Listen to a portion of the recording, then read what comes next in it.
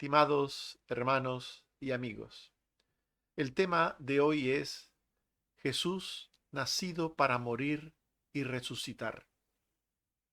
El nacimiento de Jesucristo es un evento que ha marcado la historia de la humanidad. La Biblia, como principal fuente de información sobre el Mesías, nos proporciona datos históricos sobre este acontecimiento. Según los Evangelios, Jesús nació en Belén de Judea durante el reinado de Herodes el Grande. Su madre, María, era una virgen desposada con José, un carpintero descendiente del rey David. El nacimiento de Jesús fue anunciado por ángeles y acompañado de señales extraordinarias. Sin embargo, el nacimiento de Jesús no fue un hecho aislado. La Biblia también nos revela el propósito divino de este acontecimiento. Jesús nació con un propósito redentor. Nació para morir vicariamente en una cruz y resucitar al tercer día para dar vida y salvación a la humanidad. Su nacimiento fue el primer paso de un plan divino que culminaría con su sacrificio y resurrección, ofreciendo así el perdón de pecados y la vida eterna a todos aquellos que creyesen en él. Hablemos sobre cómo la Biblia nos da algunos datos históricos sobre el nacimiento de Jesucristo. Los datos de la Biblia sobre la venida del Mesías no siguen fábulas humanas. Son testimonios de testigos veraces sobre hechos reales que cumplieron profecías del Antiguo Testamento, ofrecidos por personas inspiradas por el Espíritu Santo. Dice el apóstol Pedro en 2 de Pedro 1:16, nos hemos dado a conocer la venida de nuestro Señor Jesucristo siguiendo fábulas artificiosas, sino habiendo visto con nuestros propios ojos. El apóstol Pedro quiere dejar claro que ellos no siguieron cuentos, fábulas, historias humanas. Ellos sencillamente, inspirados por Dios, se limitaron a comunicar la verdad de los hechos que ellos mismos vieron y observaron. Estos testimonios veraces sobre hechos reales cumplieron profecías del Antiguo Testamento, profecías como Isaías 7:14, Miqueas 5:2, Oseas 11:1, Jeremías 31:15, Isaías 11:1, Isaías 43, Isaías 9:1 al 2, Malaquías 3:1, etc. Así podríamos continuar la lista. Por ejemplo, Mateo 1:22 dice, todo esto aconteció para que se cumpliese lo dicho por el Señor por medio del profeta. Esto es frecuente leerlo en los evangelios. El Mesías, por tanto, cumplió profecías del Antiguo Testamento. Todo lo que sucedió en su nacimiento cumplió profecías del Antiguo Testamento. El Mesías, por ejemplo, nació en Belén, siendo sus padres de la ciudad de Nazaret, en Galilea. Dice Lucas 2, 1 y 3 al 5, en aquellos días se promulgó un edicto de Augusto César, que todo el mundo fuese empadronado, cada uno a su ciudad. Y José subió de la ciudad de Nazaret a Judea, a la ciudad de David, que se llama Belén, por cuanto era de la casa y familia de David, para ser empadronado con María su mujer, la cual estaba encinta. Así pues, usando acontecimientos temporales, reales, que tenían que ver con la situación de María y de José, y usando también en su providencia eventos extraordinarios que acontecieron según los propósitos divinos, Dios hizo que alguien que vivía en Nazaret fuese a Belén, a pesar de estar embarazada, el caso de María, porque allí tenía que nacer el Mesías, en Belén. Y la trasladó desde Galilea a Judea, a Belén, para que allí naciera el Mesías. Así pues, el nacimiento del Mesías en Belén cumpliría lo predicho por el profeta Miqueas. Mateo 2, 3 al 6. Herodes preguntó dónde había de nacer el Cristo. Ellos dijeron, en Belén de Judea, porque así está escrito por el profeta. Miqueas 5:2.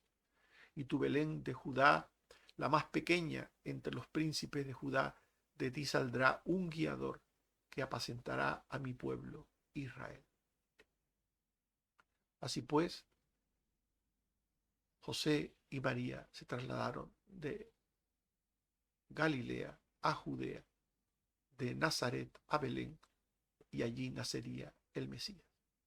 Y debido a algún acontecimiento que la Biblia no nos dice, que llenó todo el mesón, no pudieron hospedarse en él y se quedaron en un pesebre, debido al estado de María, y allí nació Jesús. La Biblia no dice que José y María eran tan pobres que no pudieran pagar la estancia en un mesón. No dice nada de esto. Lo que dice está en Lucas 2, 6 al 7. Y aconteció que estando ellos allí, se cumplieron los días de su alumbramiento, y dio a luz a su hijo primogénito y lo envolvió en pañales y lo acostó en un pesebre, porque no había lugar para ellos en el mesón. Esto es lo que dice la palabra de Dios. Y allí en el pesebre Jesús fue visitado por pastores de la zona que divulgaron lo sucedido. Lucas 2, 10 al 12 y 17 al 18. Había pastores y un ángel les dijo, os doy nuevas de gran gozo para todo el pueblo. Os ha nacido hoy en la ciudad de David un Salvador, que es Cristo el Señor. Hallaréis al niño en un pesebre, y al verlo dieron a conocer lo que se les había dicho, y todos los que oyeron se maravillaron. Más tarde Jesús fue trasladado a una casa, y allí lo visitaron unos magos de Oriente. Mateo 2, 1 al 2 y 11. Cuando Jesús nació en Belén, en días de Herodes, vinieron a Jerusalén unos magos diciendo, ¿dónde está el rey de los judíos que ha nacido? Porque su estrella hemos visto en el oriente, y venimos a adorarle. Y al entrar en la casa, dice el texto, postrándose lo adoraron, y sus tesoros le ofrecieron oro, incienso y mirra. Esto es lo que dice la Biblia, que la adoración de los magos de Oriente se realizó no en el pesebre, sino en una casa. Y que estos magos, pues, le ofrecieron oro, incienso y mirra. La Biblia no dice más que esto. Los magos eran practicantes de la magia. Un mago es alguien que practica la magia. Y en aquella época también la astrología. La Biblia no dice que eran reyes. Esto es un invento humano. La Biblia dice los magos. Estos magos creían que había nacido un rey judío extraordinario y venían a adorar a ese rey judío. Nos dice el texto que acabamos de leer. Ellos no venían a adorar a un Salvador, al modo de la enseñanza bíblica. Ellos venían a adorar a un rey que había nacido. Y el número de regalos simbólicos, llamados tesoros, no indica el número de magos de ninguna manera. Y el concepto de tesoros es simbólico, como se puede imaginar, porque el oro, pues seguramente muchos pensarán que el oro es un tesoro, pero el incienso y la mirra solo eran tesoros simbólicos, solo eran símbolos de asuntos vinculados a la realeza, pero que no tenían en sí un valor para ser considerados un tesoro, humanamente hablando. Pero los tres regalos no significa que fueran tres magos. Podían ser dos magos, uno llevar dos regalos y el otro uno. Podían ser dos magos y llevar cada uno tres regalos. Podían ser cuatro magos o cinco magos y repetir algunos de ellos el tipo de regalo. realmente no sabemos el número de magos que habían, que fueron a adorar a Jesús a aquella casa. No lo sabemos. Sabemos que estos magos, los que sean, plural, le llevaron oro, incienso y mirra. Pero en ningún momento la Biblia dice que cada uno llevó una cosa. No, no lo dice. Por tanto, no podemos saber el número de personas por el número de regalos. En la Biblia tampoco se dice nada de sus nombres. Estos nombres que aparecen repetidamente en los mitos sobre estos magos posteriores, estos nombres no están en la Biblia y son nombres muy posteriores. No se dice la etnia, no se dice, no se dice la edad, el tipo de montura, si eran camellos o caballos o mulos. No se dice si iban acompañados por muchos o por pocos, por qué tipo de personas iban acompañados. No se dice nada de esto. Por tanto, todo este relato que encontramos hoy día sobre los llamados Reyes Magos es una pura invención. Porque lo que tenemos en la Biblia es lo que acabamos de leer. Eso es lo que tenemos en la Biblia. Como tantas otras muchas cosas, lo que tenemos en la Biblia es una cosa y lo que se cree posteriormente, años después, es otra, muy diferente. El caso es que hasta aquí lo que tiene que ver con el nacimiento de Jesús. Ambos esposos, María y José, creyeron a Dios. Podemos observar que en relación al nacimiento de Jesús, ambos esposos creyeron a Dios y cumplieron su papel dentro de los propósitos divinos. Jesús el Mesías fue concebido por el Espíritu Santo en una virgen ya casada. Mateo 1:18. El nacimiento de Jesucristo fue así, estando desposada María, su madre, con José, antes de que se juntasen, se halló que había concebido del Espíritu Santo. José, su marido, como era justo y no quería infamarla, quiso dejarla secretamente. Algunos se preguntarán, ¿no pudo Dios haber escogido a una mujer virgen también como María, pero no casada? ¿Por qué escogió a una mujer virgen casada? ¿Por qué? Pues si María no hubiera sido casada, difícilmente habría sido casada después de su embarazo milagroso, porque los malos pensamientos habrían hecho que difícilmente ningún hombre se uniera a ella. Y Dios quería proveer de un padre adoptivo al Mesías. Dios quería que el Mesías se criase en una casa estable, con un padre y con una madre. Por eso Dios escogió a una mujer que se acaba de desposar, una mujer virgen que se acababa de desposar y que todavía no se había juntado a su marido en las bodas que se realizaban posteriormente. Y así esta mujer se encontraba ya desposada, la antesala del matrimonio, pero todavía sin unirse a su marido.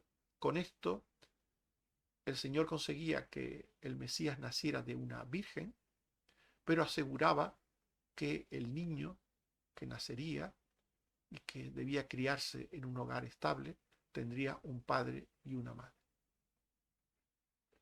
Lucas 1:26 al 31. El ángel Gabriel fue enviado a Nazaret, a una virgen desposada, con un varón que se llamaba José, de la casa de David. El ángel le dijo: María, has hallado gracia delante de Dios. Concebirás en tu vientre y darás a luz un hijo, y llamarás su nombre Jesús. Dios hizo que María aceptase el encargo divino, y también hizo Dios que José entendiese lo sucedido con María, y que aceptase su papel de padre adoptivo del Mesías. Mateo 1:20. Y pensando él en esto, José, he aquí un ángel del Señor le apareció en sueños y le dijo: José, hijo de David, no temas recibir a María tu mujer, porque lo que en ella es engendrado del Espíritu Santo es. El Señor se encargó de explicar sus propósitos salvíficos con el Mesías que había de venir, lo que Dios había hecho con María, Dios se encargó de explicárselo a José. Y José aceptó la voluntad de Dios y esperó hasta después de que naciera el Mesías para vivir con su esposa María de forma normal, como vive cualquier matrimonio, teniendo relaciones maritales con ella. Mateo 1:24 al 25. Y despertando José del sueño, hizo como el ángel del Señor le había mandado, y recibió a su mujer. Pero no la conoció. Conocer aquí es un eufemismo para las relaciones sexuales maritales, pero no la conoció hasta que dio a luz a su hijo primogénito, y le puso por nombre Jesús. El matrimonio y las relaciones propias de él no descalifican a las personas, ante bien las honran. El catolicismo romano ha intentado presentar siempre a María como virgen, no solo antes, sino durante y después, para, creyendo erróneamente, hacerla más digna de lo que Dios hizo a través de ella. Pero cometen un error, porque como he explicado, María tenía que ser virgen antes, pero no después, porque una persona casada en el Señor, que tiene sus relaciones maritales en el Señor y que a través de ella tiene hijos para Dios, honra al Señor con eso. No está siendo una persona de segunda.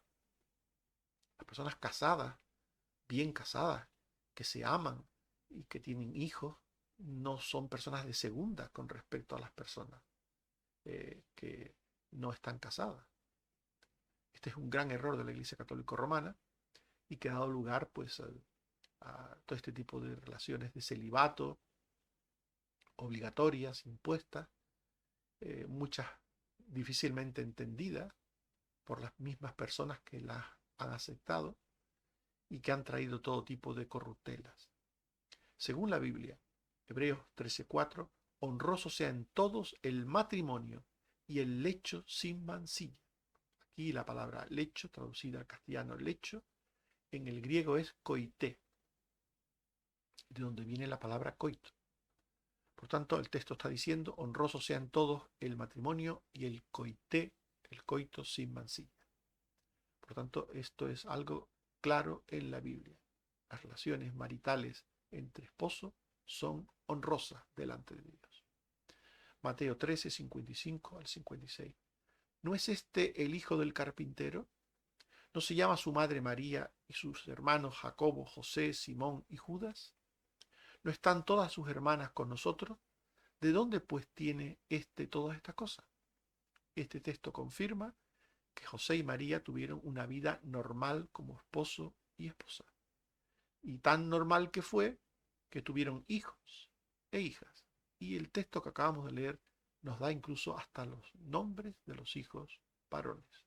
Y nos dice en plural que tuvo además hijas. Hijas. Además de los hijos varones que menciona, se habla de hijas, de hermanas. Por tanto, la Biblia habla de lo que habla y habla en los términos que habla y deshace con sus palabras los mitos con respecto al nacimiento de Cristo y también los errores doctrinales con respecto al matrimonio y otras cosas. Lo importante es que la Biblia habla del nacimiento de Cristo como un acontecimiento importante, sí, importante dentro del propósito redentor de Dios. Pero la Biblia no habla del nacimiento de Cristo como fiesta, como una fiesta humana llamada Navidad. No habla la Biblia de un árbol procedente de mitologías paganas en las casas, adornado ni de muérdago, ni de bolas, ni de luces, ni de portales de Belén con una vaca y un burro a cada lado. La Biblia no habla de nada de eso. Yo quisiera de verdad, con todo amor y con todo respeto a lo que cada uno piensa, pero yo os reto, os reto, sencillamente, pero desde la humildad, os reto a quienes escucháis estas palabras que busquéis en las Escrituras. Leed la Biblia, leed los relatos del Evangelio. A ver si en lo que la Biblia dice sobre el nacimiento de Cristo encontráis árboles de Navidad, bolas, luces, portales de Belén, vacas, burros, todas estas cosas que os reto que las busquéis. Porque algunos que dicen con honestidad y con una actitud temerosa que ellos celebran el nacimiento de Jesús, aunque la Biblia no mande celebrar el nacimiento de Jesús, ellos dicen celebrar el nacimiento de Jesús. Yo pregunto, ¿qué tiene que ver con el nacimiento de Jesús? Un árbol, que los antiguos paganos adoraban a los árboles, porque creían que los dioses se encarnaban en ellos. ¿Qué tiene que ver un árbol con el nacimiento de Jesús? Y el honrar al árbol, adornándole con luces y muchas cosas. ¿Qué tiene que ver el árbol? ¿No será que la fiesta de la Navidad tiene un origen pagano? El nacimiento del dios Sol, el cual se encarnaba en un árbol, en el pino. ¿No tendrá que ver la fiesta? No digo el nacimiento de Cristo. El nacimiento de Cristo es un acontecimiento real, histórico, bíblico, pero que tiene unos propósitos redentores, no festivos, no festivos. Jesús no nació para que la gente hiciera una fiesta y para que en su nombre comiera y bebiera y se emborrachara y compraran regalos y tomaran su nombre en vano.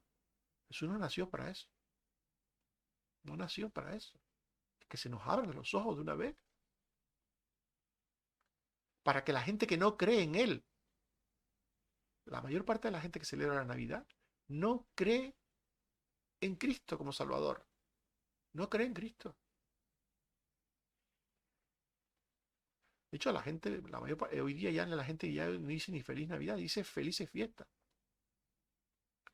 La gente no piensa en el nacimiento de Cristo cuando llega la fiesta de la Navidad. No piensa en el nacimiento de Cristo. Nadie se sienta a la mesa pensando en el Cristo que nació y por qué nació y para qué nació. Nadie se sienta pensando en eso. Sino qué comemos, dónde comemos, en tu casa, en la mía, en casa de tus padres, en casa de mis padres. Y la gente está pensando en la comida, en la bebida, en el lugar, después en los regalos.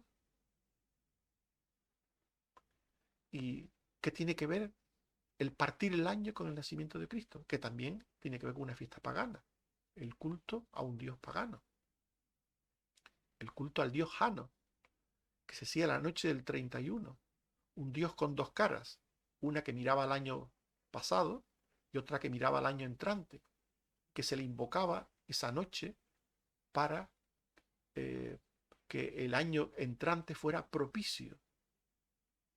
Para eso se daba culto al dios Jano en la noche del 31.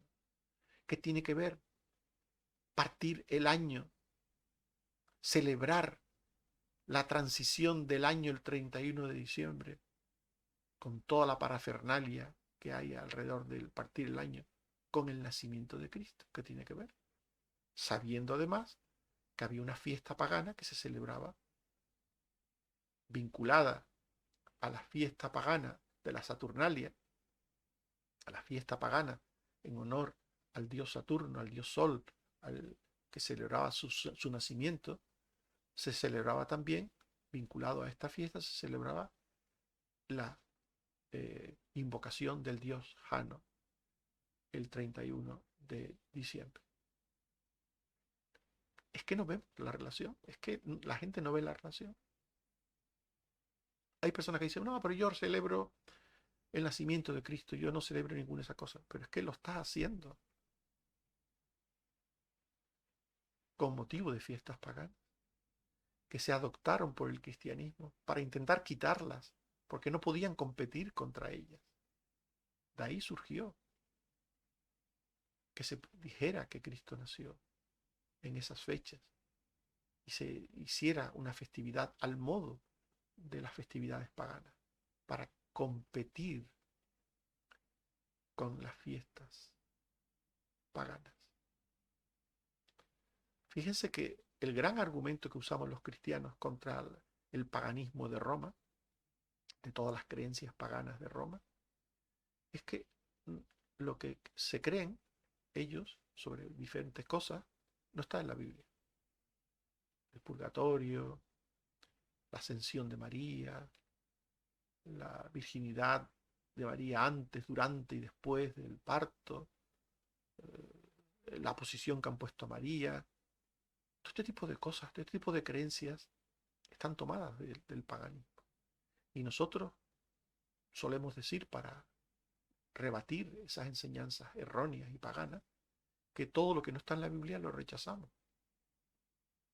Pero el mismo argumento que decimos con respecto a tantas cosas, después entramos por el aro, algunos, yo no, y adoptan una fiesta de origen pagano con toda un relato paralelo erróneo, no basado en lo que dice la Biblia, sino basado en cuentos, fábulas humanas.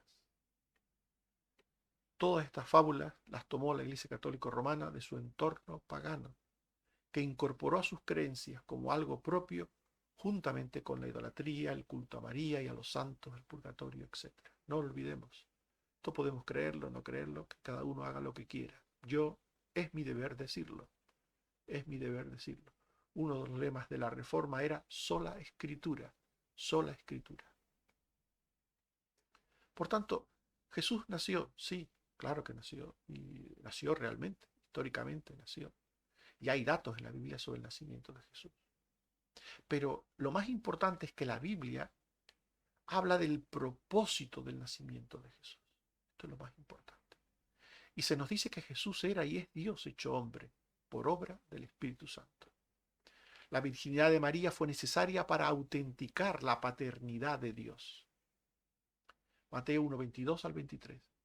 Todo esto aconteció para que se cumpliese lo dicho por el Señor, por medio del profeta, cuando dijo: he aquí una virgen concebirá y dará a luz un hijo y llamará su nombre Manuel, que traducido es Dios con nosotros. Jesús era y es el Verbo eterno, encarnado, que hace morar a Dios entre los hombres. Juan 1, 1, 9, 14 y 18. En el principio era el Verbo y el Verbo era con Dios y el Verbo era Dios.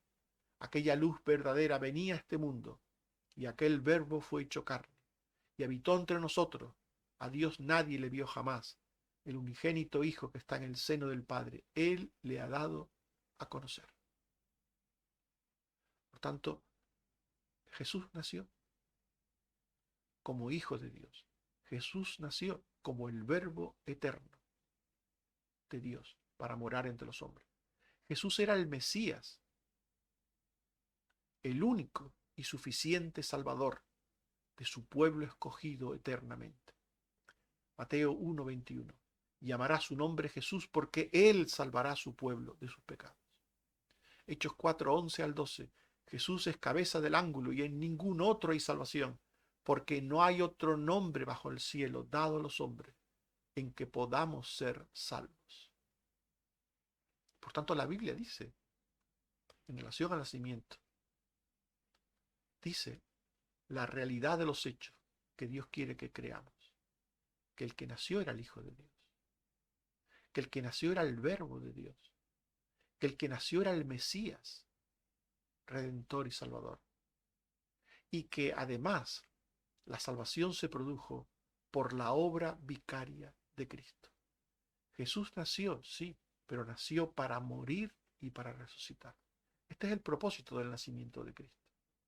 No que hagamos un festejo humano desvinculado del resto de vida, palabras y obra de Cristo, sino que entendamos que Jesús nació para morir y para resucitar. Para eso nació el Mesías.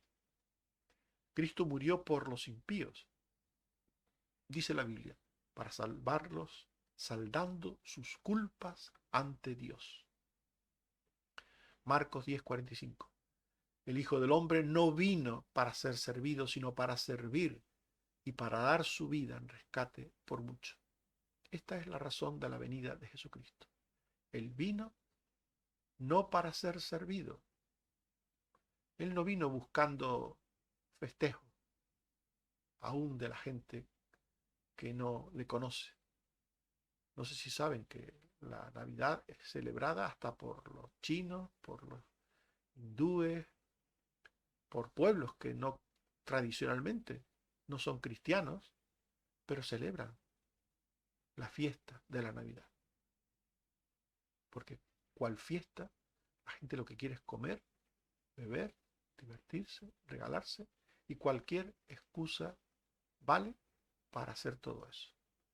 Pero el Hijo del Hombre, dice la Biblia, vino para dar su vida en rescate por mucho. Este es el gran propósito de la venida de Jesucristo al mundo. Él vino, Él nació para morir y para resucitar. Romanos 5:8 al 9. Dios muestra su amor para con nosotros en que siendo aún pecadores, Cristo murió por nosotros. Justificados en su sangre, por Él seremos salvos de la ira. Más claro, el agua. Cristo murió por nosotros. Él nació para morir, por nosotros, para justificarnos, para salvarnos de la ira. Cristo resucitó sobre la muerte para triunfar sobre ella y obtener vida para los suyos. Romanos 5:10. Porque si siendo enemigos fuimos reconciliados con Dios por la muerte de su Hijo, mucho más estando reconciliados seremos salvos por su vida. Juan 11:25. Le dijo Jesús: yo soy la resurrección y la vida. El que cree en mí, aunque esté muerto, vivirá. Por tanto, Jesús nació para morir por los pecadores, en lugar de ellos. Y Jesús resucitó para triunfar sobre la muerte y obtener vida eterna para esos pecadores. El mensaje del Evangelio, por tanto, habla de la muerte y de la resurrección de Cristo. Esto es lo fundamental del mensaje del Evangelio. Y es el diablo, el demonio, Satanás, quien distrae a los hombres de la victoria resurrección de Cristo sobre la muerte. Es el diablo al que le interesa llevar a la gente a pensar en otra cosa, que piensen en otra cosa, que piensen en Cristo, sí, no importa. La mejor manera de engañar es usar parte de la verdad. Que piensen en Cristo, pero que piensen en Cristo ¿cómo? Comiendo, bebiendo, regalándose, felicitándose unos a otros. Felicidades por ser pecadores. Porque si la venida del Mesías es por el pecado y los hombres se felicitan, ¿será que se felicitan por ser pecadores y malos ante Dios? Si no, no entiendo. Si no, no entiendo. Porque la razón por la que vino Jesús es para salvarnos del pecado, de nuestras miserias. Es como si los ladrones se felicitaran por estar en la cárcel. Felicidades por haber matado a tu vecino y estar aquí hoy metido. Felicidades por haber robado un banco y estar aquí metido en la cárcel. El Señor vino a morir y a resucitar para redimirnos. Por eso es que la Biblia dice en Eclesiastés 7:1, mejor es el día de la muerte que el día del nacimiento. Mejor es el día de la muerte que el día del nacimiento. El día de la muerte nos acerca a Dios, por eso es mejor.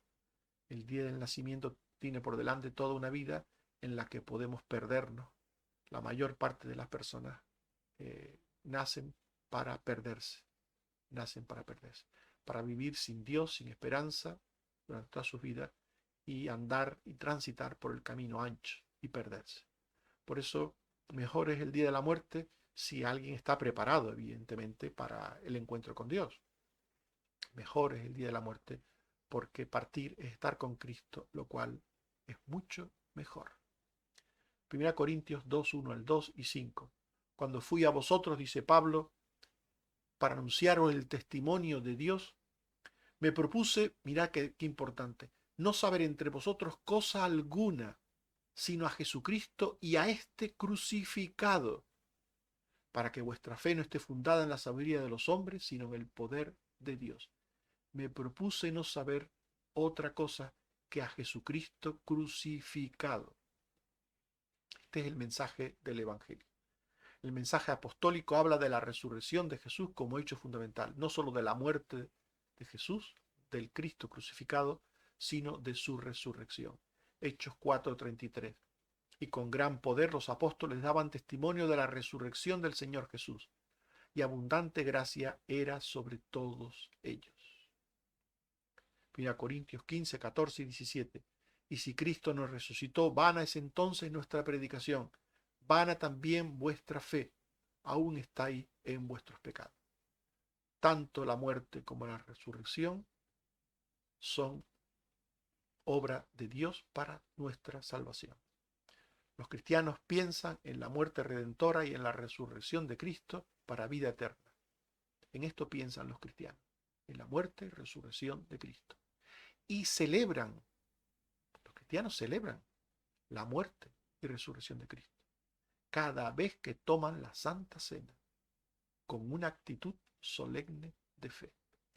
1 Corintios 5, 7 al 8. Nuestra Pascua, que es Cristo, ya fue sacrificada por nosotros. Así que celebremos la fiesta, no con la vieja levadura, celebremos la fiesta, la entrega de Cristo en la cruz, no con la vieja levadura de malicia y de maldad, sino sin levadura, con sinceridad y verdad. Cualquier cosa que tengamos que celebrar los cristianos, y concretamente es la muerte de Cristo, debe ser con sinceridad y con verdad, no en la carne. 1 Corintios 11, 26. Todas las veces que comiereis este pan y bebiereis esta copa, la muerte del Señor anunciáis hasta que Él venga.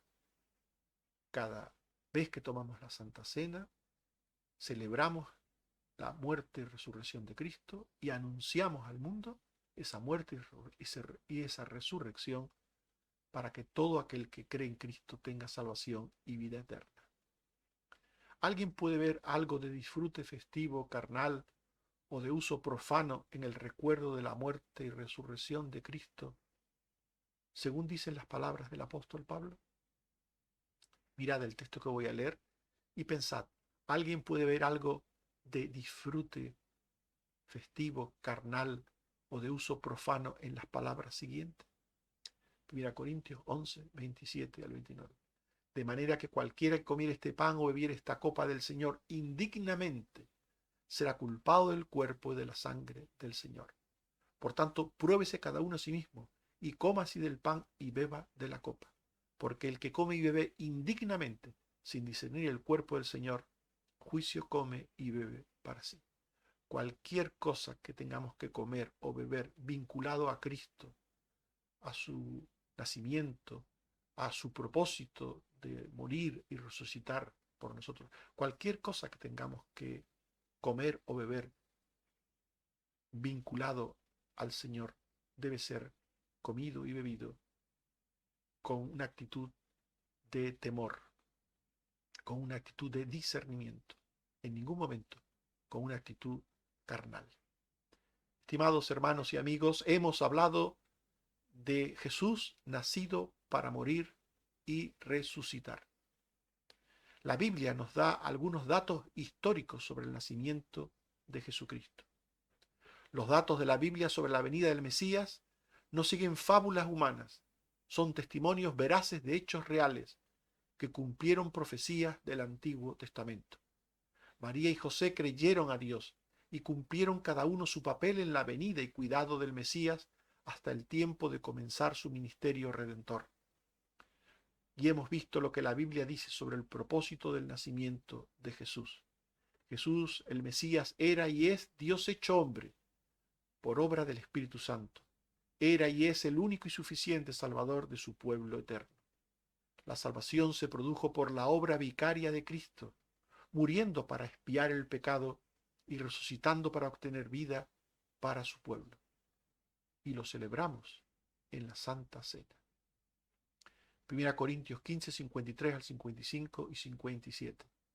Es necesario que esto corruptible se vista de incorrupción y esto mortal se vista de inmortalidad.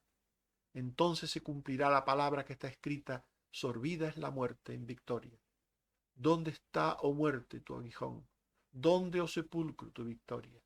Mas gracias sean dadas a Dios, que nos da la victoria por medio de nuestro Señor Jesucristo. Que Él nos bendiga por su gracia. Amén. Oremos. Señor, te damos gracias por tu palabra y te pedimos que la bendigas en nuestros corazones. Y también que sigas bendiciendo a los enfermos, a los afligidos y a todos los que esperan en ti en alguna manera. Por Jesucristo tu Hijo. Amén. Que el Señor nos bendiga y nos guarde a todos. Amén.